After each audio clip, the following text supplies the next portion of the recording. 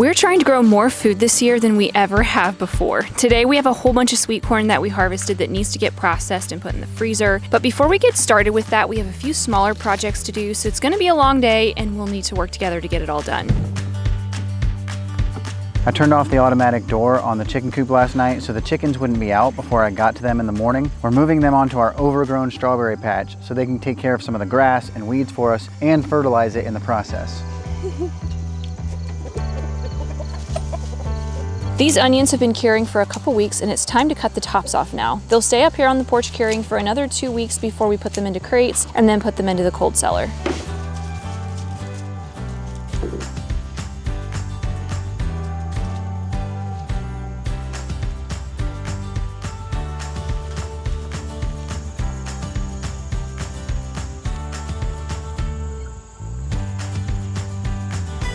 I don't do a whole lot of fall gardening, but I am planting a fall crop of carrots. Our summer crop is almost ready to be harvested and stored for the winter, and we will have a lot of those storage carrots, but nothing beats the flavor of a fall carrot for fresh eating.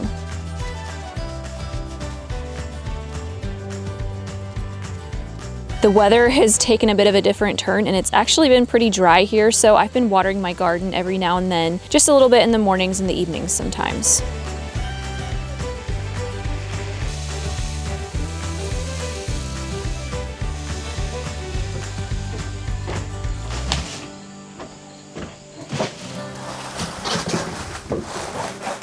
We got an early start this morning so that we could get a couple little projects done before we got to this sweet corn.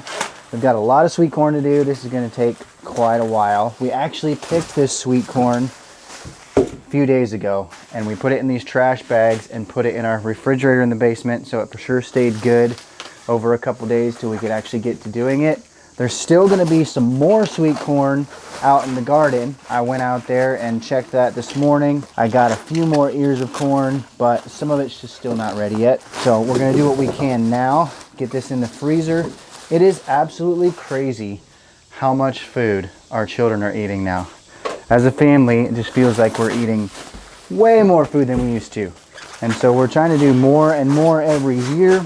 Besides this sweet corn, we also are doing dent corn this year. We upped our production with some of our other vegetables too. But even though our kids are eating more, now that they're getting older, they can also help more with doing this food. So one thing we're gonna have them help us with today is getting this corn husked. And Michelle and I will probably do most of the other stuff like blanching it, cutting it off, putting it in the freezer bags. Our sweet corn is a little bit later this year than it is some other years, just simply because I got it planted late because of the weird cold snap that we had this spring, but it's ready now. And thankfully, we're gonna hopefully get most of it done, preserved this week, because next week is our first big tomato canning week. The tomatoes also took a little bit longer to ripen this year, but they're all of a sudden coming in full force. I'm also right in the middle of raspberry season. Yesterday, me and Cody brought in 5 quarts of raspberries from one picking, so I've been making jam, getting those in the freezer as well. When this time of the year comes around, we just have to buckle down and stay at home, keep our heads down, and get all the stuff preserved. If you see me twitch and act super weird all day long, it's because of the hoverflies. I called them sweat bees in our last video and I got corrected like a million times, which is fine.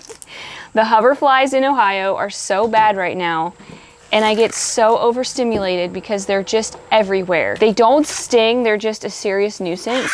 And I posted something about it randomly on Instagram, and a ton of people said they have the exact same problem. And a lot of the places that they are is like agricultural communities.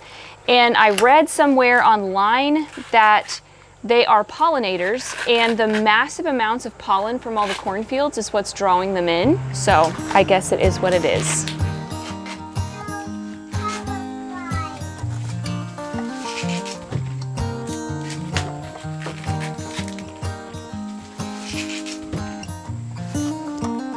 Kids are still outside working on husking the corn. Michelle is getting started with washing some of it so that she can get it in these kettles to blanch. Then we'll cut it off, put it in the freezer.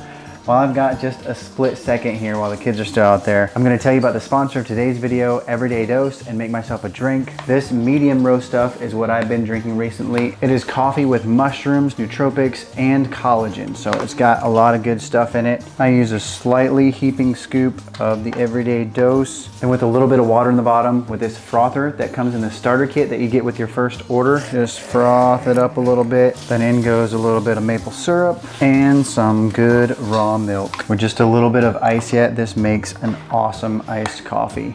I love this stuff because I can't handle caffeine. If I get coffee somewhere, it's gotta be decaf. This stuff right here has half the caffeine that a regular cup of coffee has, and I've drank a few of them in a day sometimes, and it does not give me any of the jitters, doesn't make me shaky, anything like that. And I know that it's got stuff in there that's good for me, helps me focus. I often have some while I'm editing a video. So to try Everyday Dose for yourself, use the link in our description and you'll get up to 45% off your first order. Plus you'll get that starter kit that comes with a frother, the metal spoon that I use to scoop out the Everyday Dose, and then you'll also get free gifts throughout the year with your subscription.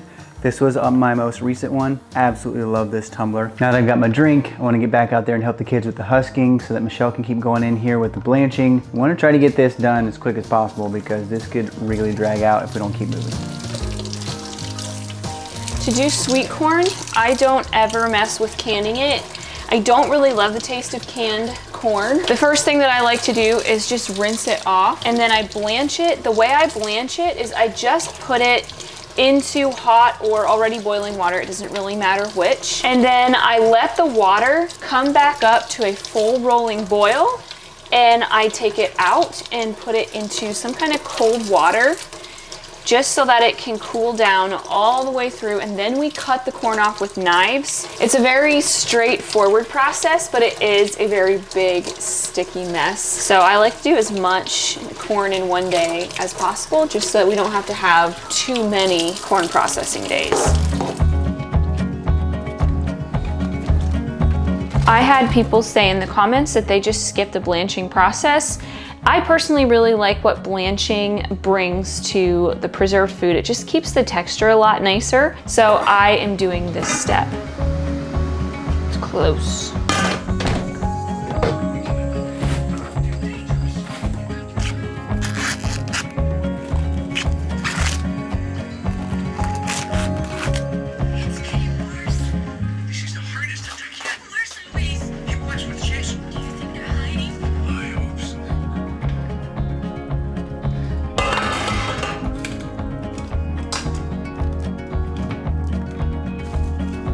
I'm taking each of these ears of corn out because I would like to save this water, because it just saves me a ton of time not having to reboil an entire pot of water like this. And also because we have such a large amount of corn, I'm gonna be taking this outside. We have some tubs out on the porch that I'm just gonna stick the garden hose into, and that will cool this corn off super fast.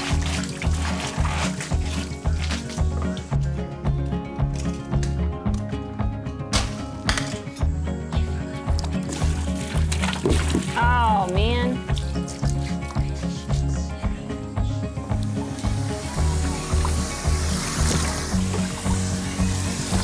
With green beans and broccoli and things like that I blanch, I'm not hugely picky about cooling them down instantly, but sweet corn is different. It's very sweet, and so it ferments and sours super easy. And so I try to get it cold right away. I like to have it completely chilled before I cut it off, because if you put it into Ziploc bags and it's still a little bit warm, even if you put it straight into the freezer, it can still sour in your freezer, like while it's completely freezing. So I'm very particular with getting sweet corn cold right away. All of the corn is husked except for 10 ears here that we left in the husk that I have a special plan for this evening.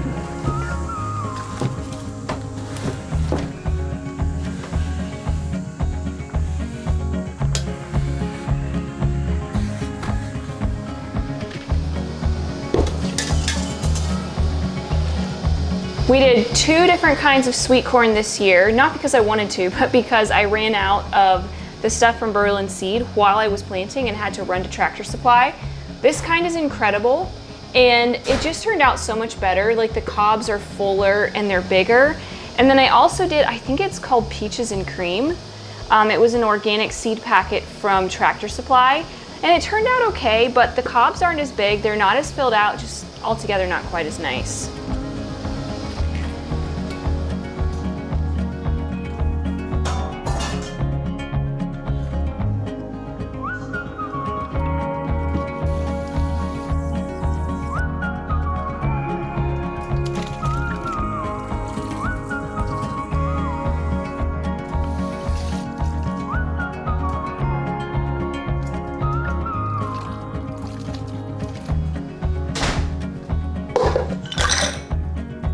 All of our sweet corn is now blanched and completely cooled through and through. We're gonna cut it off now. We usually do this outside on the porch, but the hoverflies are so bad that I can't handle it. I'm overstimulated just thinking about it. So we're gonna do it in here. It's gonna make a big mess, but that's okay.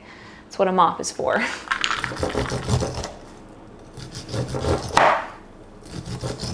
Last year, we tried out all kinds of different gadgets to try to cut the corn off the cob, and I hate gadgets, so I wasn't all that into trying out all the gadgets, but we did it for Cody, and none of them worked very well. Once it got down to where there wasn't much left, felt like it wanted to move and try to cut my finger off. I had some people send me like, you know, DIY things to get corn off, but honestly with a knife, I just don't feel like this is that bad. This is how my mom did it. We never had any gadgets at home. I just found that a lot of the gadgets just wasted a lot of the corn, so we're just doing it with a knife this time. The peaches and cream stuff definitely doesn't cut off as nicely. It's just not as nice of an ear. These long pieces of corn are a core childhood memory for me. Usually by the time we got to this step in the process, when we were doing corn at home when I was growing up, we were all getting hungry. It was like towards lunchtime, and it was just like nothing tasted as good as those big long pieces of corn. After I slice all the corn off, I always take the non-sharp edge of my knife and just go like that, and it gets a whole bunch of stuff like out of the cob yet, out of those little indentations. You waste a ton of corn if you don't do this. And I think that's the one thing that all the corn gadgets didn't do, is they didn't empty out all of those little indentations. Growing more food obviously requires more work. It really is a lot of work to run a homestead, but as time goes on, we find more ways to be more efficient. So many of the garden tasks, animal chores, and food preservation work has become second nature, and we've simplified things. We found that growing and preserving certain foods work better for us versus what might work for somebody else. And there are ways we found to accomplish different tasks that work better for us too. I remember when we first started homesteading, everything seemed so big and so complicated. There was so much to take in and so many things to figure out. Some things are still kind of big and complicated, and we still make lots of mistakes, but it's definitely gotten a lot simpler. I say all that to say that if this is the life you want to live, I hope you don't get overwhelmed and discouraged by how big it looks or by how many mistakes you make. Just take it a step at a time and know that it will get easier.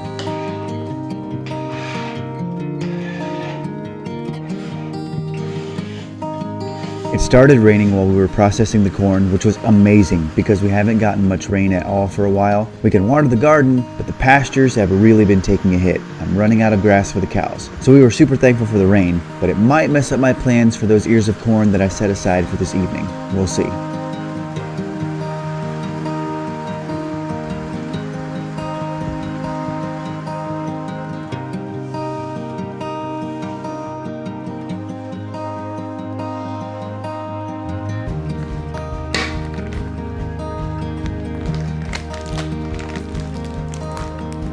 I think that it's very, very important what brand and kind of bags you use when you are storing stuff for a year.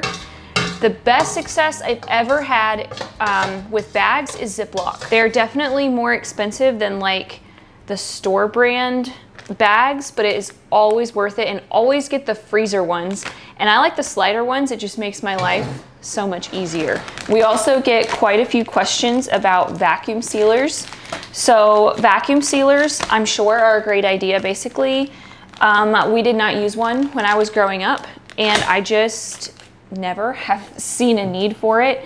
I squish all the air out of the bags, press them flat, get all the air out as possible. And I do not have any issues with freezer burn on my food when we eat it up within like a year and a half, even 2 years. Sometimes there'll be a bag of food in the bottom of the freezer. I think that some people think that if your food has any like little white frost stuff on it, that means it's not gonna taste good. Freezer burn is when the food gets like discolored and tastes disgusting. You'll know if your food is freezer burned. Food in Ziploc freezer bags, for me, does not get freezer burned. When it comes to freezing things, I really like to freeze them in the portions that I will be using them in.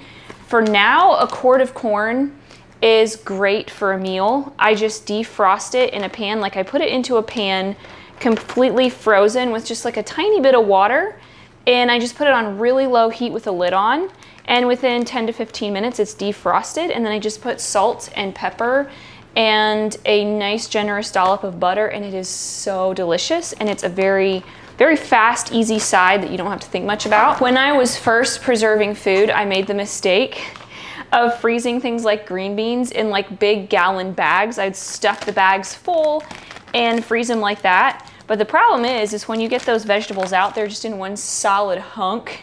And so it is just not efficient or easy at all to make a meal-sized portion when you have things in huge bags, huge frozen chunks. I also just always date my freezer bags, because even if you try really hard to eat everything up within a year, sometimes there's something that gets like pushed to the bottom of the freezer and you don't see it. And it's just really nice to know what year it's from so that you can prioritize the food that's the oldest.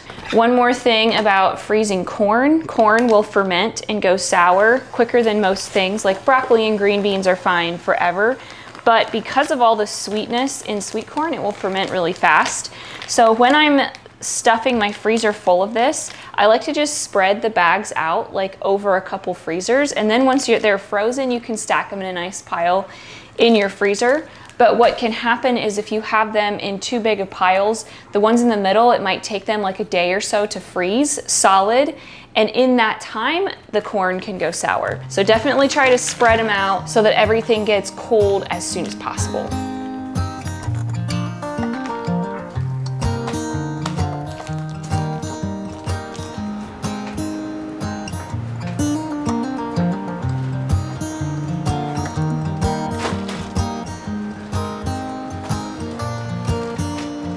For something special after a day of hard work, I want to grill this sweet corn. We tried this a couple years ago over a campfire. Didn't work out so well because we took the husk off. Pretty sure it's time to get this corn over here. Some of it's burnt, it's all right. So I left the husk on. I actually soaked these in water for a little while, cut the tassels off so that's out of the way. I've got the grill pretty much, I'd say, heated up now. I've got the heat deflectors down in there so that it's not getting direct flame to it. And this will probably take about half an hour or so. And I'll come out here every 10 minutes or so and give them a turn. This Sapphire grill has a feeder port on the front. Makes it super easy to add these wood chips in. We are not sponsored by Sapphire. They did send this grill to us to try out. I am forever grateful for it. I love this thing.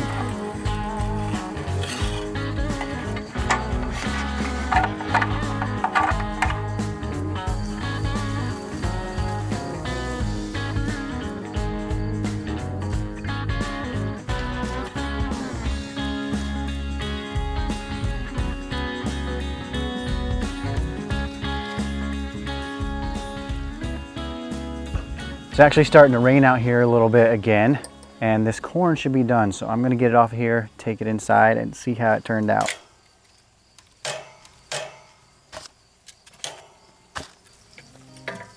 Oh, that smells good. It's like a mixture of the sweet corn smell and the grill at the same time. I'm gonna baste some butter on here.